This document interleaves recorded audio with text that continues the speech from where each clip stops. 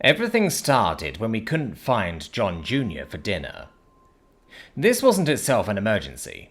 The farm's AI would have immediately alerted us if he wandered too far from home.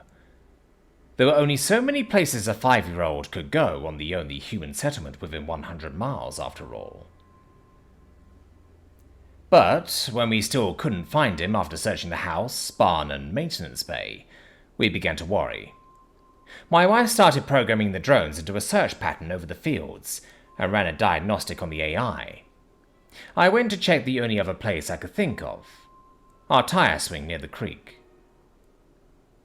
As I turned the corner, I felt immediate relief to see my son in the swing, but I was confused about what other child was pushing him.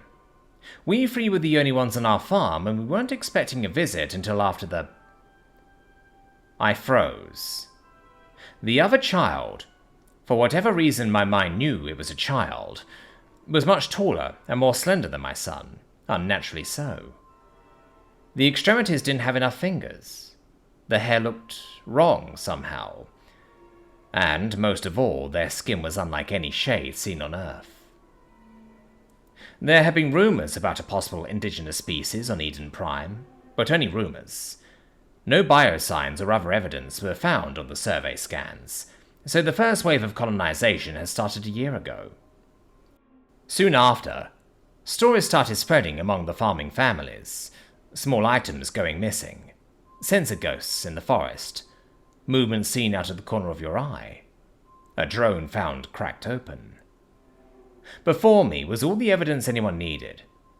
An alien child, dressed in items from the forest, was pushing my son on the tire swing. Instinctively, I started reaching for a weapon. "Daddy, look how high I'm going!" cried my son. "Whee!" I moved my hand away from the weapon. I could see no threat here. Instead, I slowly pulled out my binoculars, set them to thermal, and started scanning the forest a few hundred meters away. There, on the edge of the forest, stood a much larger version of the alien with my son. I saw their own tension ease as I stopped moving towards their child. I slowly raised my hand above my head in a wave. After a beat, the alien mimicked the gesture. I sat and watched the children play for another few minutes. On some unheard cue, the other kids stopped pushing the swing and ran into the forest. By the time I got my binoculars out again to scan, there was nothing to see where the larger alien had been moments before. I picked up my son and started walking back to the house for dinner.